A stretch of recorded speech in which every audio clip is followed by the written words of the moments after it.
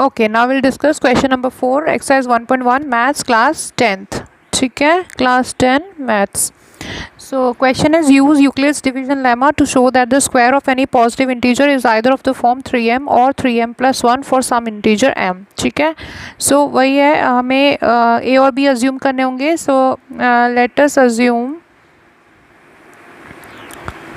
a to be a positive integer. ठीक है, सो वो तो हमारे यूक्लिड थ्योरम मतलब डिवीजन लेमा में होता है एक positive integer. And b equal to 3. हम यहाँ पे 3 लेंगे क्योंकि हमें 3 की फॉर्म में दिखाना है. ठीक है, so by using Euclid's division lemma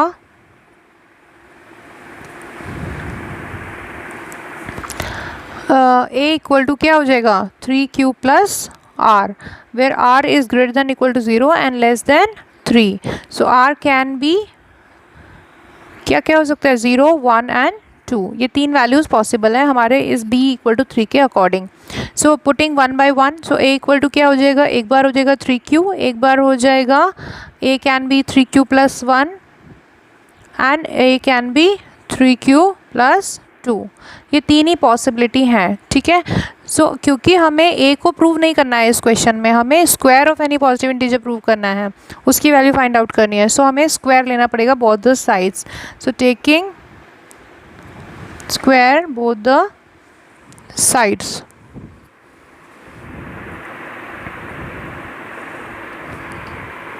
ठीक है, so taking square both the sides. So एक बार हो गया a square equal to 9q square, और ये हो सकता है a square equal to 3q plus 1 का होल स्क्वायर, और ये हो सकता है a square equal to 3q plus 2 का होल स्क्वायर.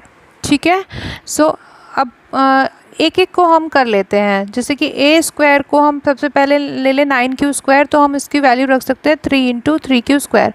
हम ऐसा क्यों कर रहे हैं, क्योंकि हमारे को प्रूफ में 3m की फॉर्म में दिखाना है.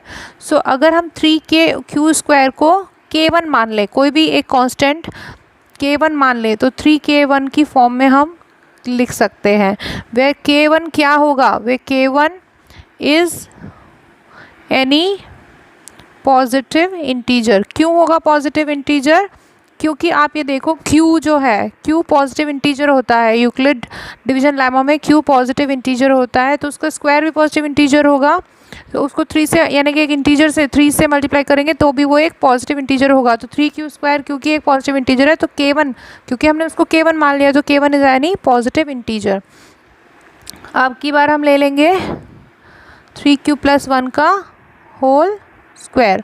सो this would be 9q square plus 1 plus 6q. ठीक है, अब क्योंकि हमें 3m प्लस 1 की फॉर्म में दिखाना है, सो हम क्या करेंगे 3 कॉमन ले लेंगे, तो 3q स्क्वायर हो जाएगा प्लस 2q हो जाएगा प्लस 1.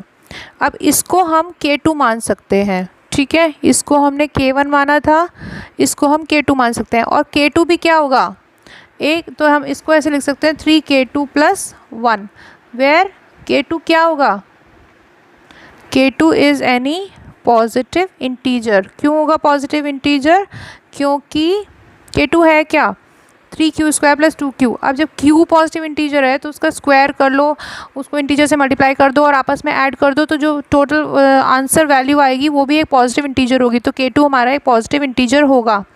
ठीक है, अब a स्क्वायर इक्वल टू, तीसरा केस ले रहे हैं हम 3q प्लस 2 के होल स्क्वायर का. सो this would be 9q square plus 4 plus 12q. ठीक है, इसको थोड़ा ध्यान से करना है. इसको हम 9q स्क्वायर प्लस 3 प्लस 1 कर सकते हैं. ऐसा हम क्यों कर रहे हैं, क्योंकि हमें 1 अलग करना है. ठीक है ना, हमें प्रूफ में 1 अलग करना है. तो दिस वुड बी अब ये और इन तीनों में 3 कॉमन आ जाएगा. तो this would B 3q square plus 1 plus 4q, और ये 1 एज इट इज़ रहेगा. ठीक है, ये 3 जो मल्टीप्लिकेशन में इसके नहीं है, सिर्फ इसके मल्टीप्लिकेशन है, और इसको हम मान लेंगे k2. और k2 क्या होगा हमारा positive integer.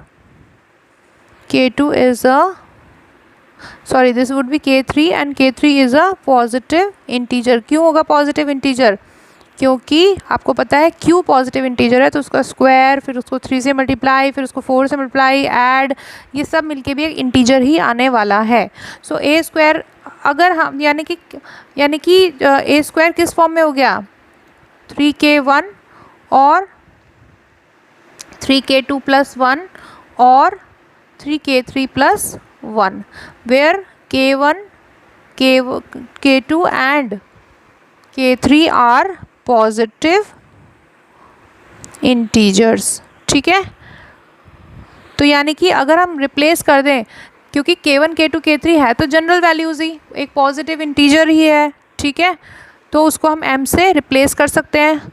So a square can be written as 3m और 3m प्लस 1, क्योंकि ये दोनों फॉर्म तो सेम है, 3k2 प्लस 1 और 3k3 प्लस 1 दोनों फॉर्म सेम है। अगर जनरल फॉर्म में दिखाएं तो दोनों फॉर्म सेम है, और ब्रैकेट में लिख देंगे या कॉमा लगा के where m is any positive integer.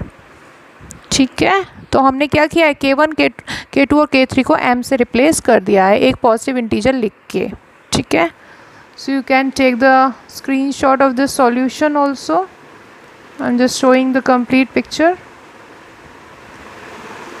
Okay.